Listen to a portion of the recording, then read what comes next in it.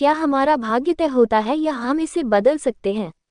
हजारों वर्षों से लोग एक बहुत आम सवाल पूछते आ रहे हैं कि क्या हमारी किस्मत यानी भाग्य पहले से तय है या हम इसे बदल सकते हैं। जब भी हम अपने जीवन में किसी कठिन परिस्थिति का सामना करते हैं, तो हम अक्सर सोचते हैं कि क्या ये हमारे पिछले जन्म के कर्मों का परिणाम है। और हम ये भी सोचते हैं कि क्या हमारे पिछले जन्मों के इन नकारात्मक कर्मों का प्रभाव को हमारे वर्तमान जीवन पर न पड़ने से रोका जा सकता है। तो हमें क्या करना चाहिए और कहाँ से शुरू करना चाहिए? सबसे पहले हमें बहुत गहराई से समझने की आवश्यकता है कि सभी मनुष्यों ने अपने अलग अलग जन्मों में कुछ नकारात्मक कर्म और साथ ही साथ कुछ सकारात्मक कर्म भी किए हैं। लेकिन एक बहुत महत्वपूर्ण बिंदु नोट करने लायक है कि कुछ आत्माओं ने कम नकारात्मक कर्म किए हैं और कुछ ने अधिक किए हैं। तो इसके परिणाम स्वरूप आज दुनिया में हर कोई अपने जीवन में किसी न किसी नकारात्मक परिस्थिति का सामना कर रहा है। दुनिया में एक सामान्य धारणा है कि भगवान हमारा भाग्य बनाते हैं और हमारे जीवन में जो भी कुछ अच्छा या बुरा होता है वो भगवान द्वारा तय किया जाता है। लेकिन भगवान द्वारा दी गई आध्यात्मिक समझ के अनुसार यह एक सही धारणा नहीं है। वे हमारे जीवन की परिस्थितियों का निर्णय नहीं करते हैं। जब भी हमारे जीवन में कुछ अच्छा होता है तो यह हमेशा हमारे पिछले अच्छे कर्मों का परिणाम होता है।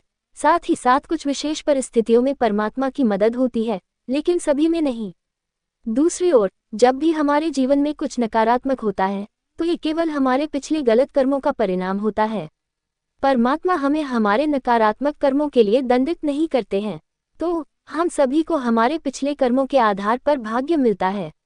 लेकिन इसके साथ ही परमात्मा के मार्गदर्शन और उनके द्वारा दी गई आध्यात्मिक समझ के अनुसार वर्तमान में अपनी किस्मत बदलने के 3 तरीके हैं। 1, योग के द्वारा उनसे जुड़ें, उन्हें याद करें और उनके द्वारा दी गई आध्यात्मिक समझ को सुने जो हमारी आत्मा को शुद्ध करेगा और पिछले नकारात्मक कर्मों के बोझ दूर करेगा। 2, सकारात्मक कर्म करें जो आत्मा को 7 मूल गुणों शांति, खुशी, प्रेम, आनंद, पवित्रता, शक्ति और ज्ञान से भर देंगे और इन गुणों को दूसरों में भी बढ़ाएंगे। 3, 5 मुख्य विकारों काम, क्रोध, लोभ, मोह और अहंकार विचारों, शब्दों और कर्मों में अन्य विकारों से मुक्त रहें और एक पवित्र जीवन शैली अपनाएं।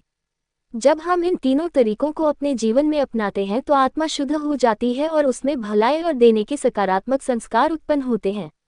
आत्मा के अंदर ये परिवर्तन उसकी किस्मत को बदलते हैं और उसके जीवन में अधिक सकारात्मक और सुंदर परिस्थितियों को आकर्षित करते हैं और उसकी नकारात्मक परिस्थितियों को सकारात्मक परिस्थितियों में बदल देते हैं।